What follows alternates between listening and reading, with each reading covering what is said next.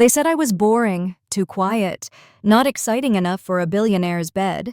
So he replaced me with someone louder, prettier, younger, moved her into our penthouse while I slept in the guest room. But see, boring women, we're the ones you should fear most. We plan in silence. Before I tell you how I made a billionaire regret every breath he took, hit that subscribe button and ring the bell. Because women like us, we don't just get mad, we get everything. Now let me tell you my story. My name is Vanessa Harper, and for 12 years I was married to one of the most powerful men in America, Gregory Preston. You've probably heard of him. Pharmaceutical billionaire, face on magazine covers, the kind of man who walks into rooms and people stand up straighter, the kind of man who thought he owned everything he touched, including me. I met Gregory when I was 26. Fresh out of law school, working at a legal aid clinic because I actually believed in helping people back then. He came in for a charity event, wrote a check with more zeros than I'd seen in my life, and asked me to dinner. I said no. He asked again the next day and the next. On the fourth day, I said yes, just to shut him up. 3 months later, we were engaged. Everyone said I was lucky. A black girl from Detroit marrying into that kind of money? I must have won the lottery, right? Wrong. I didn't win anything. I traded one life for another, and for a long time, I thought it was a fair trade. Gregory gave me everything money could buy. The penthouse in Manhattan with views that made visitors cry. Closets full of designer clothes. I never asked for vacation homes in places I couldn't pronounce. But somewhere along the way, between the charity galas and the board meetings and the endless champagne brunches with people who smiled with their mouths but not their eyes, I became invisible. Not physically invisible.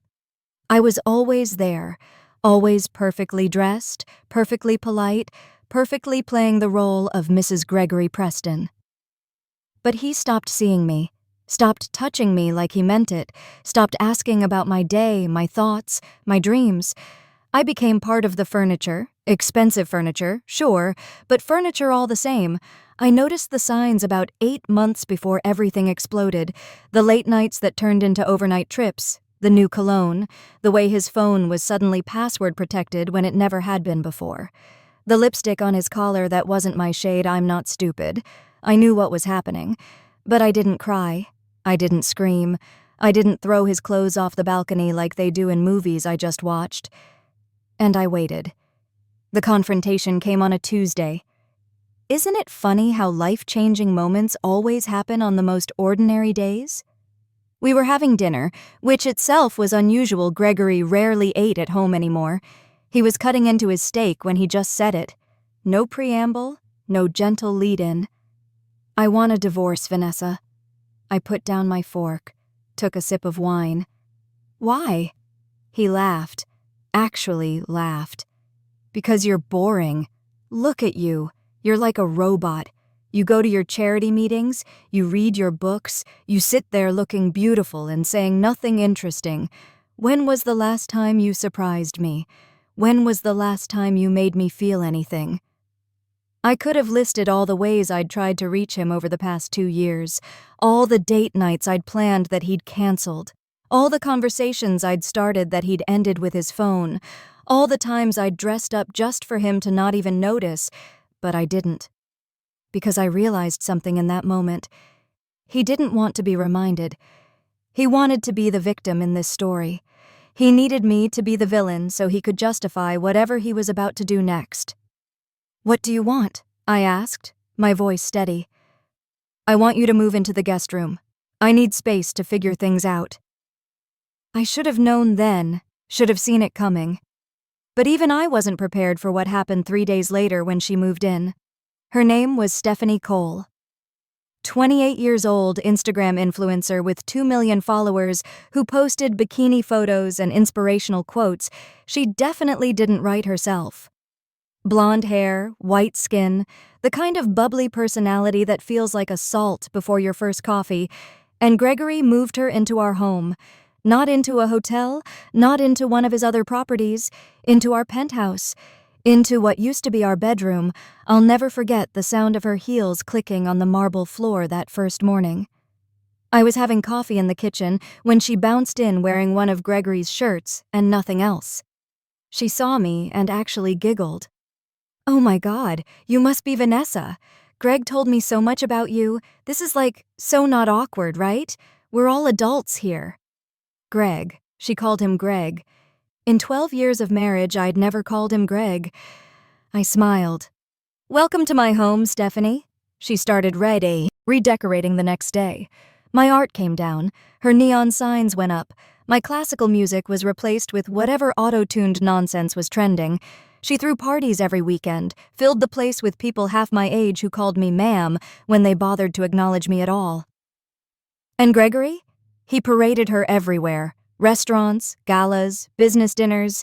The tabloids had a field day. "Pharma King trades in old model." One headline read. Another, "Preston's new pet." Everyone asked me the same question. "Why are you still there? Why don't you leave?" I told them I was waiting for the right moment. What I didn't tell them was what I was really doing. While Stephanie was posting TikTok videos in my living room and Gregory was playing the happy couple for the cameras, I was in his office. I had always had access. He'd put me on the board of Preston Pharmaceutical 10 years ago, a symbolic gesture to make himself look progressive. He thought I'd just show up, smile, and rubber stamp whatever he wanted. He forgot that I actually have a law degree. He forgot that I'm not just beautiful, I'm smart. And that's when I found it. All of it. Gregory wasn't just a pharmaceutical billionaire, he was a criminal. Years of falsified drug trial results. Medications pushed through FDA approval with bribed officials and manipulated data. Offshore accounts in the Cayman Islands hiding money he'd embezzled from his own company, wire transfers to shell corporations, payments to doctors who prescribed his drugs without disclosing they were on his payroll. It was all there, hidden in encrypted files he thought were secure. But boring women have time to learn things, like how to crack passwords, like how to access encrypted systems, like how to copy files without leaving a trace. I didn't act immediately. That's not how you destroy a man like Gregory. You don't swing wildly. You don't let emotion guide you. You build a case. So I reached out to Lawrence Webb, Gregory's former business partner. Lawrence had been pushed out of the company 5 years ago, given a fraction of what he was owed, and forced to sign an NDA. I met him at a coffee shop in Brooklyn where no one knew either of us. "Why should I trust you?" he asked. I slid a folder across the table. "Because I have proof of everything he did to you, and I can make him pay." Lawrence opened the folder. His hands started shaking. "How did you get this?" "I'm his wife. He stopped seeing me years ago, which means he stopped being careful around me." We became partners. Lawrence knew the business side. I knew the legal side. And I brought in one more person, Dionne Mitchell, my roommate from law school. She'd become one of the most ruthless corporate attorneys in New York, the kind of woman who made grown men cry in depositions. "Girl, I've been waiting for you to call me for years," Dionne said when I told her everything. "Let's burn his whole world down."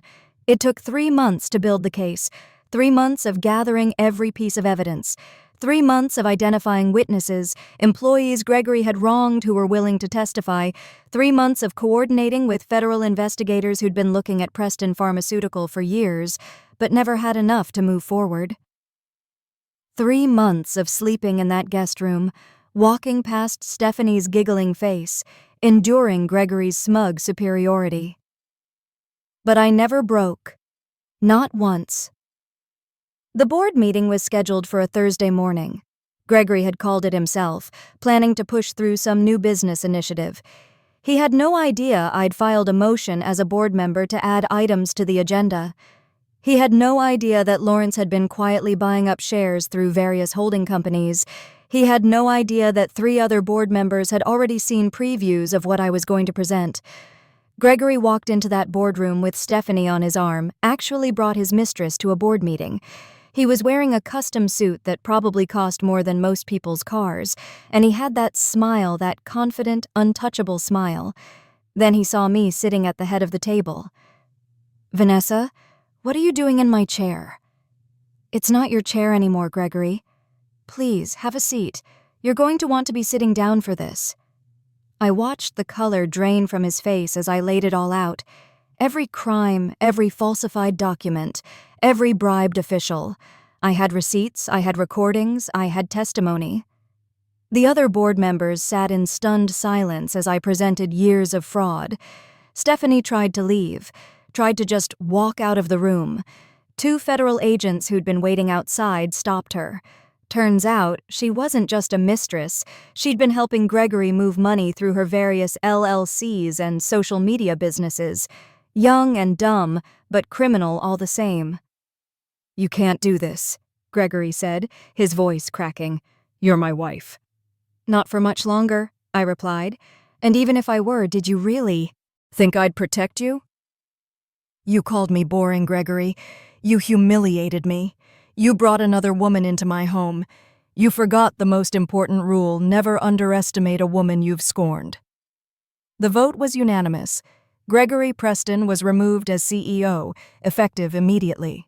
A federal investigation was launched. His assets were frozen. And Stephanie? She was arrested right there in the boardroom, crying about how she didn't know it was illegal, which everyone knew was a lie. I filed for divorce that afternoon. Because of the criminal activity and fraud, the prenuptial agreement was voided. My lawyers argued that I was entitled to compensation not just as a spouse, but as a board member who'd been kept in the dark about illegal activities that put me at legal risk. When the dust settled, I walked away with 60% of everything: the penthouse, the homes, the art collection, the stock portfolio, everything Gregory had spent his life building. He kept his legal bills and a prison sentence. 15 years, federal minimum security, but still prison. Stephanie testified against him for a reduced sentence. Even his mistress betrayed him in the end. She got 3 years. He got 15. I took over as CEO of Preston Pharmaceutical with Lawrence as my second-in-command. The first thing we did was clean house. Every corrupt executive, gone. Every falsified product pulled from the market. Every bribed official reported, "We paid settlements to everyone who'd been harmed by Gregory's drugs. We implemented new testing protocols. We made the company legitimate." And you know what happened? The company thrived. Stock prices went up. We became known not for corruption, but for integrity. Turns out doing the right thing is actually good for business. Who knew? I used my money to fund women's shelters, legal aid for women going through divorces, scholarships for Black women going to law school. Everything Gregory took from the world, I gave back. He called me once from prison. About 6 months into his sentence. I almost didn't answer, but curiosity got the better of me. "Vanessa." His voice was small, broken. "I need your help. My lawyers say if you testified on my behalf, showed some support, they might reduce my sentence." I laughed. I actually laughed. "You called me boring, Gregory. You said I didn't make you feel anything. Do you feel something now?" "I was wrong. You're brilliant. You're the smartest person I've ever known. Please, Vanessa, I'm sorry. I'm so sorry." "You're not sorry you did it. You're sorry you got caught. And here's the thing about boring women, Gregory. We don't burn your life down in a fit of passion. We don't scream and throw things. We dismantle everything you built, piece by piece, brick by brick, until there's nothing left but rubble and regret. Enjoy your 15 years. I hung up, blocked his number, never spoke to him again. That was 3 years ago. I'm 41 now. I run a multi-billion-dollar company. I sleep in my penthouse, in my bed, in peace. I date when I want to. I answer to no one. And every single day I wake up grateful that Gregory Preston called me boring because his arrogance gave me the permission I needed to destroy him. So let this be a lesson to anyone watching. Never mistake a woman's silence for weakness. Never call her boring when she's simply calculating. Never assume that because she's not screaming, she's not planning. The quietest women are often the most dangerous because we don't react. We strategize. Gregory thought he was trading up. He thought Stephanie's youth and energy made her more valuable than my intelligence and patience. He learned too late that pretty and loud might win the moment, but smart and silent wins the war. If this story fired you up, smash that like button, share it with every underestimated woman you know.